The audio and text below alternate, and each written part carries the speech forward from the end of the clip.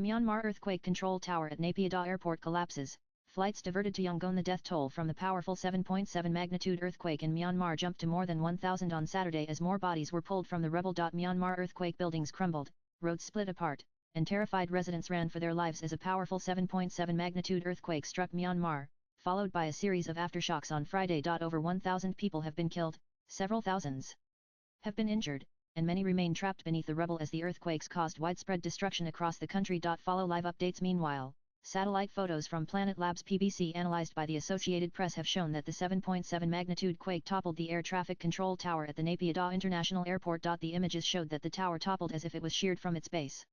Debris lay scattered from the top of the tower, which controlled all air traffic in the Myanmar capital. As per the news agency, it wasn't clear if there had been any injuries in the collapse. The tower would have had staff inside of it at the time of the earthquake. It likely also stopped air traffic into the international airport, given all electronics and radar would have been routed into the tower for controllers. Read more. Another aftershock with 5.1 magnitude hits Myanmar's Naypyidaw day after deadly tremors. Meanwhile, the flights carrying rescue teams from China have been diverted to Yangon instead of going directly to the airports in the major stricken cities of Mandalay and Naypyidaw. The death toll crossed the 1,000 mark, while more than 2,300 people were injured, after two massive earthquakes rocked Myanmar and its neighboring Thailand on Friday afternoon. Besides claiming lives, the earthquakes also took down several buildings, bridges, and a monastery. The 7.7 magnitude earthquake struck at midday, with an epicenter near Mandalay, Myanmar's second-largest city. Aftershocks followed, one of them measuring as strong as 6.4 magnitude on the Richter scale. Read more. Car started moving on its own. Witnesses recount horror as deadly earthquake crumbles Bangkok building. The Myanmar government said that blood was in high demand in the areas that suffered the most destruction. The junta government also sought international aid in the wake of the earthquake.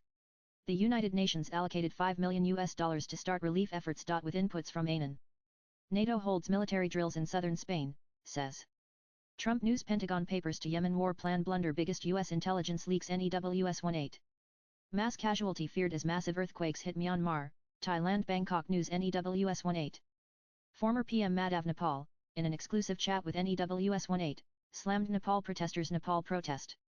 Kathmandu civic body slaps fine on former Nepal King Gyanendra for vandalism. Parts of Kathmandu on Friday witnessed a tense situation after pro-monarchy protesters pelted stones, attacked the office of a political party and set fire to vehicles. Former King Gyanendra Shah was on Saturday issued a letter demanding fine by Kathmandu's civic body following the damage caused to public property and environment during the pro-monarchy protests in parts of the Nepalese capital a day before. Parts of Kathmandu on Friday witnessed a tense situation after pro-monarchy protesters pelted stones, attacked the office of a political party, set fire to vehicles and looted shops in the Tingkun Baneshwar area of Kathmandu. 2 persons, including a TV cameraman, were killed and 110 others injured in the clashes between the security personnel and the pro-monarchy protesters. As the protest was organized on the call of Gyanendra Shah, Kathmandu Metropolitan City's KMC Mayor Balendra Shah sent a letter to his residents at Nirmala Niwas at Maharajganj on the outskirt of Kathmandu asking him to pay Nepali rupees 7,93,000 as compensation against the damage. In the letter sent to the former monarch, copies of which were released to the media, the KMC said that the protest organized with the call of the former monarch had damaged various properties belonging to the metropolis and affected the environment of the capital city. Durga Prasad, who was the convener of Friday's agitation, had met Gyanendra Shah a day before and received instructions to stage the agitation demanding reinstatement of monarchy in a Hindu state. The pro-monarchists have become active since Democracy Day in February when Gyanendra Shah said, "Time has come for us to assume responsibility to protect the country and bring about national unity." The pro-monarchists were organizing rallies in Kathmandu and other parts of the country, demanding the reinstatement of the 240-year-old monarchy, abolished in 2008. Earlier on Monday, March 24, a group of civil society leaders in Nepal slammed Gyanendra Shah for becoming politically active with the aim of reinstating monarchy. Gyanendra Shah's descent into political activism subverts the nation-building efforts of his ancestors and carries the danger of weakening the country before its neighbors and the world, 8 civil society leaders had said in a joint statement. Nan. Hostage release for Eid truce. Hamas offers Netanyahu as Israel kills over 900 in resumed war. Nearly 10,000 feared dead in Myanmar's deadly earthquake, death toll may even exceed 100,000. Restoration of monarchy in Nepal. Impossible protests led by individuals trying to settle scores. Sources to News 18. Significant resistance would likely also come from global powers and international organizations that support Nepal's republic as a stabilizing democratic framework, said Saur says a return to monarchy in Nepal is impossible, and the ongoing protests are not necessarily resentment against democracy but rather some individuals seeking to settle personal scores, sources told CNN News 18 on Saturday. Kings are perceived as being associated with undesirable individuals, they said, adding that no one will amend the constitution and consolidate power into the hands of a few. Nepal has established an institutional framework. This makes the restoration of the monarchy a very remote possibility. A source close to Nepalese Prime Minister KP Sharma Oli said, the reinstatement of monarchy in Nepal is highly improbable because the 2006 People's Movement Jan Andolan II and the abolition of the monarchy in 2008 marked a decisive shift toward republicanism. Public trust in the monarchy eroded due to authoritarianism and King Gyanendra's unpopular power grab in 2005, sources said. Nepal's 2015 constitutional changes also formally established the country as a federal democratic republic. Reinstating the monarchy would require a constitutional amendment, necessitating a two-thirds parliamentary majority. Major political parties Nepali Congress, PNML, Maoist Center, and newer Republican outfits dominate the political landscape. They prioritize federalism and addressing governance issues and are unlikely to support the return of the monarchy. Significant resistance would likely come from global powers and international organizations that support Nepal's republic as a stabilizing democratic framework, said sources. Democracy has decentralized power, empowering local governance and diverse ethnic groups.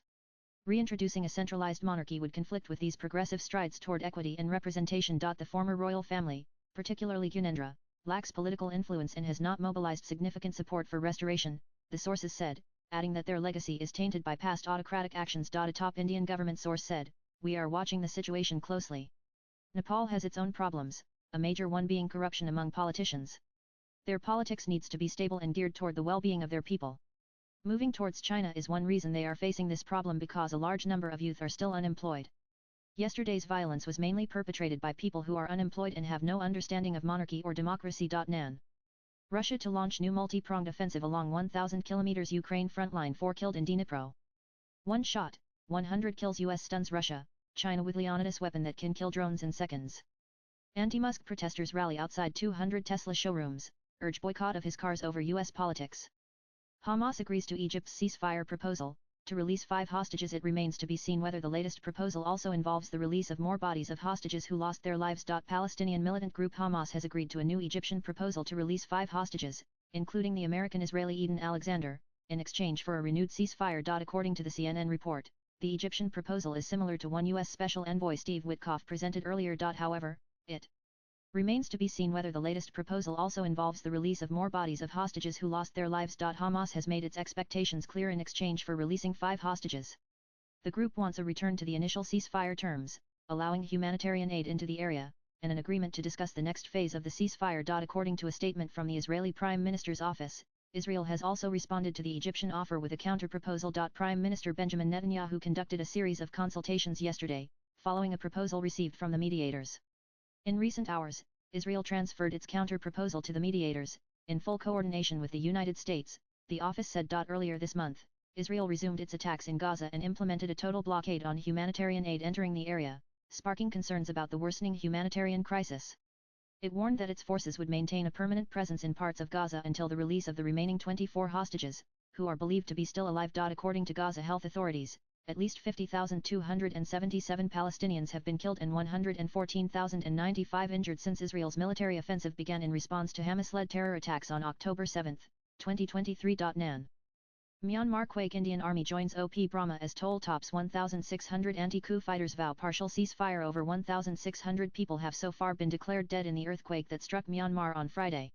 In view of rescue ops, anti-coup fighters have declared a partial ceasefire. The death toll in the devastating 7.7 magnitude earthquake in Myanmar rose to 1,644, the country's ruling military said on Saturday, adding that the numbers may rise as more bodies are being pulled from the rubble of the buildings that collapsed on Friday. The government had, hours earlier, announced 1,002 total fatalities. The number of those injured has now increased to 3,408, while there are 139 people who are still missing. Nan. The earthquake rocked Myanmar on Friday afternoon with an epicenter not far from Mandalay, followed by several aftershocks, including one that measured as high as 6.4, toppling buildings and collapsing bridges and a dam. Earlier today, an aftershock of magnitude 4.6 hit Myanmar at 12:38 p.m. In view of the search and rescue efforts underway in the country, the anti-coup fighters declared a 2-week partial ceasefire as the military began to facilitate rescue operations. The People's Defense Force (PDF) will implement a 2-week pause in offensive military operations, except for defensive actions, in earthquake-affected areas starting March 30, 2025, the Shadow National Unity Government said in a statement. The rescue efforts in the quake-hit country are underway. However, even though several countries, including India, have sent teams and equipment for assistance, they are hindered by the airports and cities being damaged and apparently unfit to land planes. In the capital, Naypyidaw, authorities worked to repair damaged roads on Saturday. Most of the city had the electricity, phone, and internet services down. Nanan, the Indian Army said that a specialized rescue team from 50I Para Brigade has been deployed to Myanmar under Operation Brahma. India launched this operation on Saturday to provide humanitarian assistance to quake-hit country and dispatched essential items such as medicines and ready-to-eat food, besides other essential material. The Army said that 118 personnel, including medical and communication units, landed at the Nay-Pyi-Taw International Airport at 11:30 p.m. Myanmar time on Saturday. Mandalay, located 160 miles north of the current base, has been identified as the primary area of operations. The team will commence movement towards Mandalay by 1100 hours. While aerial insertion remains a key mode of deployment, parallel road-based induction is also being explored to establish the Operation Theatre OT at Mandalay in the shortest possible time, the Army said in a statement. Nanan, Myanmar has been reeling under a prolonged civil war, which has already caused a humanitarian crisis. The situation has made it both difficult and dangerous for movement around the country, hindering relief efforts and raising fears of the rise in the death toll. As the partial ceasefire was declared, the government in exile said it would collaborate with the UN and NGOs to ensure security, transportation, and the establishment of temporary rescue and medical camps in the areas under its control. The military in Myanmar has been involved in a civil war on multiple fronts since it overthrew Aung San Suu Kyi's civilian government in February 2021. Both PDFs and ethnic armed groups opposed the move. The National Unity Government is mainly made up of former lawmakers who were removed during the coup and are now trying to overthrow the military rulers. Nan. U.S. carries out airstrike in northeast Somalia. Multiple ISIS members killed. The latest raid was conducted in coordination with the Somali government and hit multiple ISIS Somalia targets. Nanan. Limo from Vladimir Putin's car fleet explodes in Moscow. Video Emergisa video going viral online shows fire starting in the engine before it spread throughout the interior of the vehicle. Nearby restaurant and bar employees tried to help before emergency responders arrived. One of Putin's luxury Urus limousines exploded near Moscow's FSB headquarters, catching fire. As the fire engulfed the limo, workers rushed from nearby bars to help before emergency services arrived. The incident took place near the FSB Secret Service headquarters in Lubyanka. Notably, the vehicle is worth $275,000. A video of limo catching fire is also making the rounds online. The clip shows the fire engulfing the engine before it spread throughout the interior of the vehicle. According to reports, the vehicle is managed by the President Property Department, which takes care of the president's transport. It's not yet known who was inside the vehicle during the incident. Meanwhile, Ukrainian President Volodymyr Zelensky recently claimed that Russian President Vladimir Putin will die soon, suggesting that his death could bring an end to the ongoing conflict between Russia and Ukraine. According to the Kyiv Independent, Zelensky made these comments during an interview with European journalists in Paris on March 26. The remarks come amid continued speculation about Putin's health. In February 2022, Russia invaded Ukraine and currently occupies approximately 113,000 square kilometers, or around 20, of Ukrainian territory. The conflict has resulted in intense fighting along a 1,000 km 621 mile front line. Additionally, Russia has been targeting Ukraine's energy infrastructure with missiles and drones, while Kyiv has been striking Russian oil and gas sites. Recently, Ukrainian President Volodymyr Zelensky has claimed that Russian President Vladimir Putin will die soon, suggesting that his death could bring an end to the ongoing conflict between Russia and Ukraine. According to the Kyiv Independent, Zelensky made these comments during an interview with European journalists in Paris on March 26. The remarks come amid continued speculation about Putin's health. Nan. Tesla takedown. Anti-Musk protesters gather outside showrooms, use new ways to scare away customers. Protesters gathered outside Tesla showrooms and service centers across the U.S. on Saturday to protest against Elon Musk, who plays a key role in the Trump administration. Hundreds of protesters took to the streets at Tesla dealerships across the United States on Saturday as part of the Tesla takedown event by the Action Network, which described the day as a global day of action. The move hopes to deepen a recent decline in the company's sales and stock due to its owner Elon Musk's key role in the Donald Trump administration. The protesters aimed at surrounding all 277 Tesla showrooms and service centers in the U.S. They also targeted over 230 Tesla locations worldwide. However, the number of protesters in the United States was far more than those in Europe. Adopting new techniques to protest and scare away customers, the protesters took placards in their hands and danced in front of the showrooms in the U.S., the videos of which surfaced on social media. The same was witnessed outside the Tesla showroom in Georgetown, Washington, D.C., where a group of women danced and protested against Musk. Tesla takedown trended on X, the social media platform owned by the Tesla CEO. Scenes from protests surfaced on X from various cities such as Seattle, Manhattan, and San Francisco. In response, hundreds of Musk supporters also erupted on the streets across the country and showed their backing for the Tesla boss and Doge. The Tesla takedown protests have mostly been peaceful, but some people who oppose Musk went as far as setting Tesla cars on fire. U.S. Attorney General Pam Bondi called these acts domestic terrorism. Nan. Trump gives his definition of what is a woman. Room erupts in laughter. Video. President Trump defined a woman as someone who can have a baby and is smarter than a man, causing laughter. He criticized transgender athletes in women's sports. United States President Donald Trump gave his definition of what a woman is while answering a reporter, after which the room erupted in laughter. The reporter asked the question when Trump was speaking about the swearing-in ceremony of U.S. Attorney for New Jersey Alina Habba. The reporter first acknowledged the role of Trump in the appointment of women to important positions in his government, like Chief of Staff Susie Wiles, Press Secretary Caroline Leavitt, and Attorney General Pam Bondi. The journalist then asked, since Democrats seem to struggle answering this question, I want to ask you, what is a woman and why is it important that we understand the difference between men and women? Replying to the question, Trump confidently said that this was an easy one to answer. A woman is somebody who, under certain circumstances, can have a baby. She has equality. A woman is a person who is much smarter than a man. I've always found. A woman is a person who doesn't even give a man a chance of success, said Trump as the room erupted in laughter. Shifting to a serious issue, Trump then spoke about transgender athletes competing in women's sports. A woman is also someone who, in many cases, has been treated unfairly. The idea that men can compete in women's sports is not only ridiculous but deeply unjust. It disrespects and demeans women, the president said. Trump further took a dig at a Democratic lawmaker who advocates transgender athletes' inclusion in women's sports and said that Democrats by pushing such policies will face trouble in elections. Trump, in his administration, took several measures which pushed back against gender ideology. The president signed an executive order titled Keeping Men Out of Women's Sports, which stops educational institutions from getting federal funding for transgender athletes to compete with biological women. He also sanctioned the order defending women from gender ideology extremism and restoring biological truth to the federal government, as per which only two genders are recognized at the federal level. Appreciating the women, Trump said, women are incredible people who do so much for our country. We love our women, and we're going to take care of them. Nan. Myanmar earthquake released power equivalent to 300 atomic bombs. More aftershocks expected. Experts. The local authorities reported that the quake has claimed over 1,600 lives, while the U.S. Geological Survey initially projected a potentially catastrophic death toll exceeding 10,000. A devastating earthquake of 7.7 magnitude struck Myanmar on Friday, March 29, unleashing a massive amount of energy equivalent to over 300 atomic bombs, a geologist told CNN, warning of ongoing aftershocks in the region. The force released by such an earthquake is equal to about 334 atomic bombs, geologist Jess Phoenix said. A powerful earthquake with its epicenter in Mandalay, Myanmar, struck at midday on Friday at a shallow depth of 10 kilometers, according to the U.S. Geological Survey.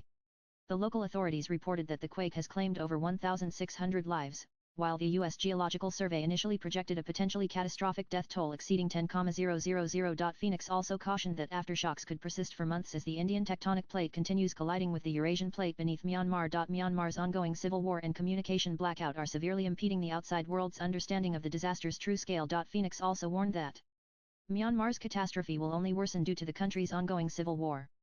The conflict, combined with a communication blackout, is hindering the international community's ability to comprehend the earthquake's devastating consequences. Meanwhile, the Indian government launched Operation Brahma to mobilize resources and deliver relief materials in Myanmar. An Air Force aircraft carrying 15 tons of relief supplies departed for Yangon, Myanmar, on Saturday. The consignment included tents, sleeping bags, blankets, ready-to-eat meals, water purifiers, solar lamps, generator sets, and essential medicines. The supplies were handed over to Yangon's chief minister, U Sothian, by India's envoy to Myanmar, Abhay Thakur. Strong tremors were also felt in southwest China's Yunnan province bordering Myanmar. The powerful earthquake also rocked neighboring Bangkok, killing 6, along with 22 people injured and 101 missing. Nan. I voted for you. U.S. woman expresses gratitude to Trump after getting released by Taliban on February 1. Hall was detained, along with a British couple and their Afghan translator, while she was on her way to the central Bamiyan province of the nation. Faye Hall, an American woman, who recently got released by the Taliban in Afghanistan, expressed gratitude to U.S. President Donald Trump, sharing a video message. Trump also shared the video from his Truth Social account, with the caption, "Thank you Faye, so honored with your words."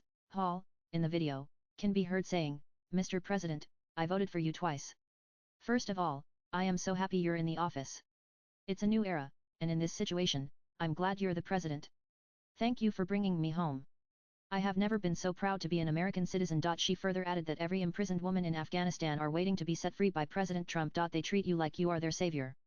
They are waiting for you to come and set them free, she said. On February 1, Hall was detained, along with a British couple and their Afghan translator, while she was on her way to the central Bamiyan province of the nation. Announcing her release, Khalilzad posted on X, "American citizen Faye Hall, just released by the Taliban, is now in the care of our friends. The Qatar is in Kabul, and will soon be on her way home." While the cause of her arrest was not known, some media reports suggested that She was detained for using drones without permission. Hall is reportedly the fourth American to be freed from Afghanistan since January. Earlier this month, George Glesman, a mechanic from Atlanta, was freed after more than 2 years in custody. This followed a separate agreement, facilitated by Qatar on the last day of the Biden administration, which also led to the release of Ryan Corbett and William McEntee. Kabul officials revealed that the U.S. recently lifted bounties on 3 senior Taliban officials, including the Interior Minister, who leads a powerful faction responsible for attacks against Afghanistan's former Western-supported government, as per AP report. Nan. Should I fire him? Trump discusses NSA Mike Waltz's future with top officials after Signal chat leak. US NSA Mike Waltz found himself at the center of a controversy after the Yemen war plans were leaked as he accidentally added a journalist to the Signal group made for coordination with officials. US National Security Advisor Mike Waltz's job may be in danger after the massive Yemen war plan leak on a Signal group chat involving a journalist. President Donald Trump is reported to have asked his staff and associates, should I fire him? New York Times reported. This comes after the Trump administration was embroiled in a controversy as Waltz accidentally added the Atlantic journalist, Jeffrey Goldberg, to the Signal group where top members of the government were members to discuss Yemen military operation. Nan. Though Trump has publicly extended support to Waltz while also slamming the media, he described his NSA as a good man who needed no apology, after the Atlantic journalist's article detailing his inclusion in the group. However, behind closed doors, Trump has reportedly sought counsel from various people within and outside his administration over taking appropriate action for this incident. He told his allies that he was unhappy with the media coverage of the scandal but did not want to it seem like he was succumbing to the press pressure. He also indicated that he was unsure about dismissing senior officials early in his second term. According to the NYT. The main concern for him appeared not to be Waltz's discussion of military plans on a social media platform but rather his possible link to the journalist, who Trump reportedly dislikes. He expressed concerns about the Washington journalist's contact number being in his NSA's phone. Nan. According to the report, Trump consulted Vice President J.D. Vance, White House Chief of Staff Susie Wiles, Sergio Gore, and United States Special Envoy to the Middle East Steve Witkoff, and others to clear their views on the Waltz controversy. After a meeting with Waltz in the Oval Office on Thursday, Trump indicated by the next morning that he was willing to retain the NSA, according to 3 people familiar with the matter. Before the Signal incident, Waltz was criticized for his aggressive approach, especially toward Iran, which clashed with Trump's preference for diplomacy. The Goldberg connection further fueled his critics' arguments. Some Trump allies doubted whether Waltz, a former official in George W. Bush's administration, fully supported the president's foreign policy goals. Sources said that there were tensions between Vance and Wiles over Iran policy. Despite the chat leak controversy, Defense Secretary Pete Hegseth reportedly remains secure in his position as he retains Trump's support even after sharing Yemen strike details on the Signal group. Nan. Jeff Bezos, Lauren Sanchez's Venice wedding faces yacht issue due to city's strict rules. The couple, reportedly getting married on June 26 on a $500 million super yacht, has booked nearly 5 luxury hotels in Venice. Amazon founder Jeff Bezos is set to tie the knot with his fiancée copyright Lauren Sanchez in Venice this year, according to several media reports. While Venice is one of the most beautiful wedding destinations in the world, even the world's richest people can have a hindrance in enjoying the best views from their yacht. Venice rules prohibit the entry of big ships near historic landmarks like St. Mark's Square, the Grand Canal, the Giudecca Canal, the Bridge of Sighs, and the Rialto Bridge. The rules were introduced by UNESCO, which warned that the damage caused by the big ships could add the city to the endangered list. Jeff Bezos' ship is too large for the Grand Canal while Bezos' yacht has weight of 3,493 gross tons, which is below the 25,000 ton limit set for ships entering Venice's lagoon. It is still too large to navigate the Grand Canal. The couple, reportedly getting married on June 26 on a $500 million super yacht, has booked nearly 5 luxury hotels along the Grand Canal, including the Grand Aman Hotel, where George Clooney and Amal Al-Muddin celebrated their wedding in 2014, according to a report by CNN. Among other hotels that have reportedly been booked include the Gritti Palace, Belmond Hotel Cipriani, St. Regis Venice, and Hotel Daniele. Additionally, Bezos and Sanchez have arranged for an exclusive fleet of private water taxis, including the iconic Amor used by Clooney and Al-Muddin to depart their wedding venue. Jeff Bezos, Lauren Sanchez wedding guest list. The wedding of the Amazon founder will witness renowned guests including U.S. President Donald Trump, his daughter Ivanka Trump and her husband Jared Kushner, Bill Gates, Curly Kloss and her husband Joshua Kushner, Leonardo DiCaprio, Kim Kardashian, Gayle King, Katy Perry, Eva Longoria, and Kris Jenner. Nan.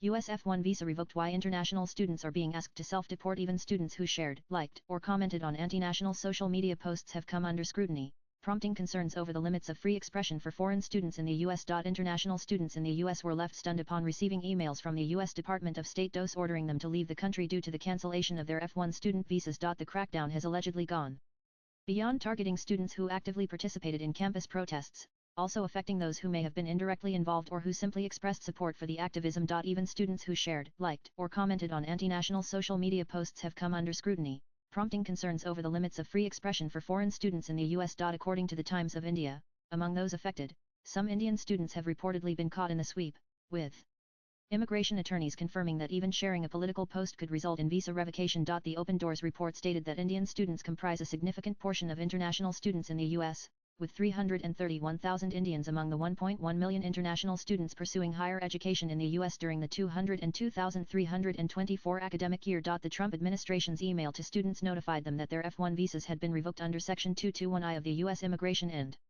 Nationality Act. It went on to warn the student that remaining in the U.S. without legal immigration status could result in fines, detention, or deportation. The email also indicated that students could be sent back to countries other than their home nations. If you intend to travel to the United States in the future, you must apply for another U.S. visa, and a determination on your eligibility will be made at that time, the email stated. This came after U.S. Secretary of State Marco Rubio announced that several international student visas had been revoked for anti-national activities.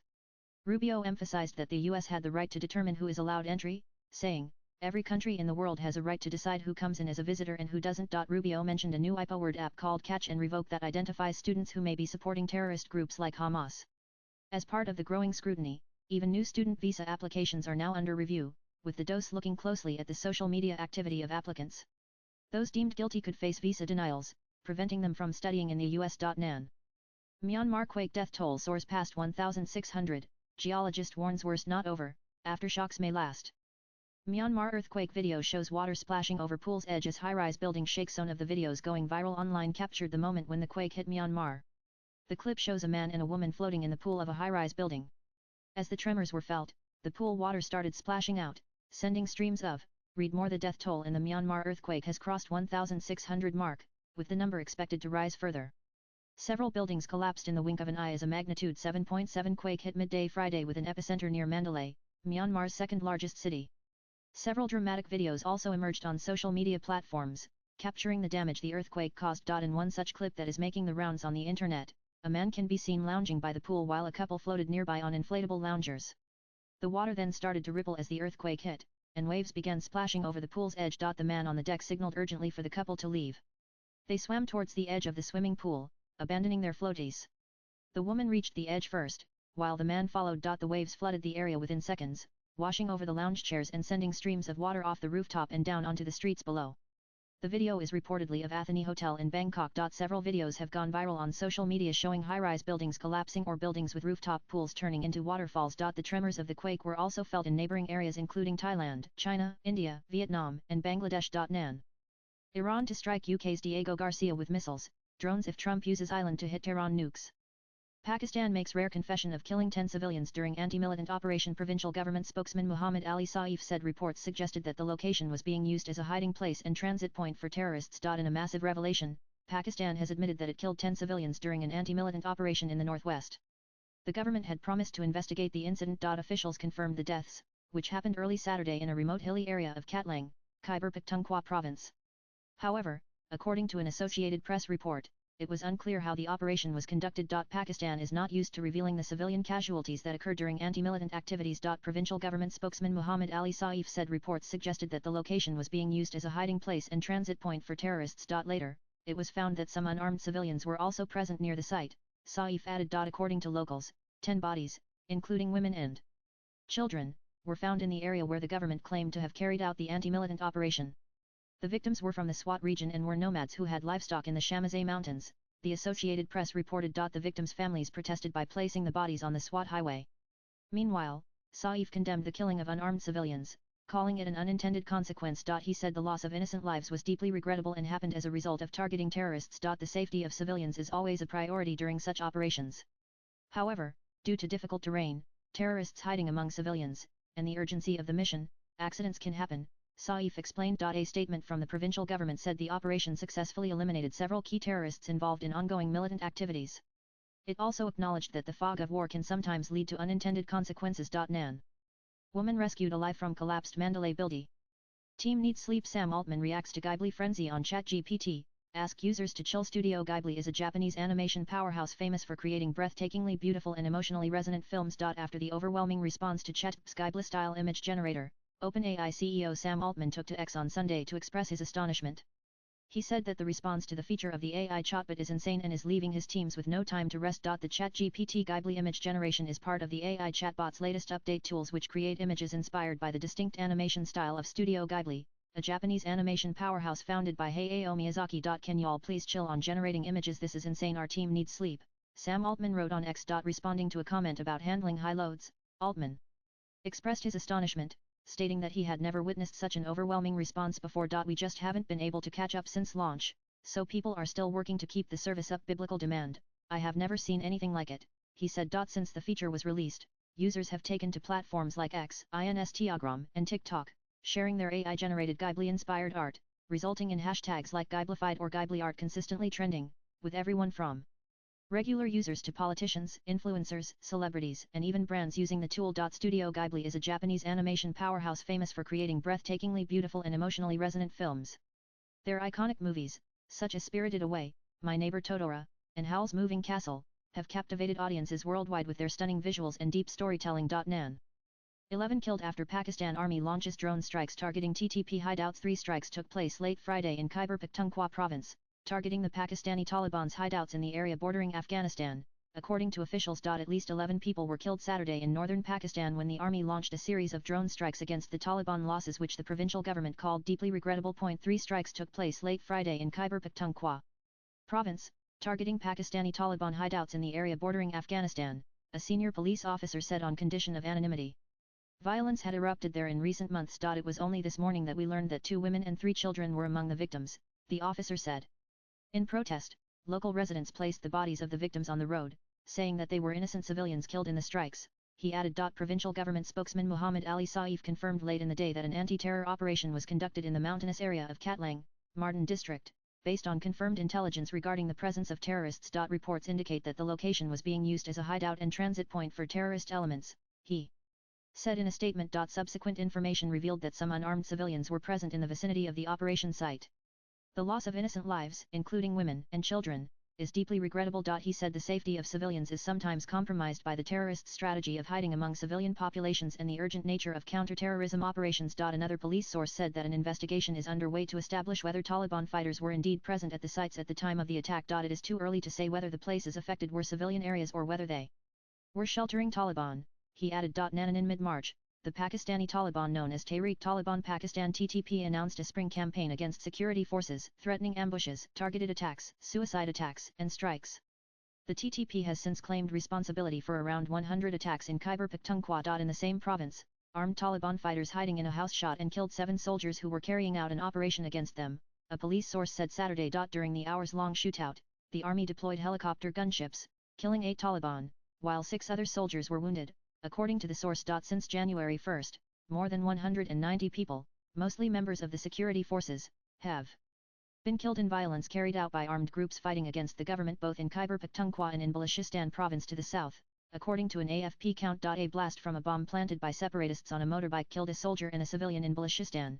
Police officer Mohsin Ali told AFP. The area was the scene of a spectacular attack last month when militants held hundreds of train passengers hostage and killed dozens of off-duty soldiers. Nanan attacks are reported every day in Pakistan's northern and western regions bordering Afghanistan, where the army regularly says it is killing terrorists during sweep operations without, however, curbing the violence. Attacks have increased in Pakistan in particular since the Taliban returned to power in Afghanistan in August 2021. Islamabad accuses the Taliban government in Kabul of failing to eliminate militants who take refuge on Afghan soil to prepare attacks against Pakistan. The Taliban government denies these accusations and in return accuses Pakistan of harboring terrorist cells on its soil, pointing the finger in particular at the regional branch of the Islamic State group ISK. Pakistan expects the Afghan government to assume its responsibilities, the army said in early March, reserving the right to take the necessary measures to respond to these threats coming from across the border. Last year was the deadliest year in almost a decade in Pakistan, with more than 1,600 people killed in attacks. Nearly half of them security forces personnel according to the Islamabad-based Center for Research and Security Studies. NAN. Nepal government suspects ex-King Gyanendra of stoking pro-monarchy protests.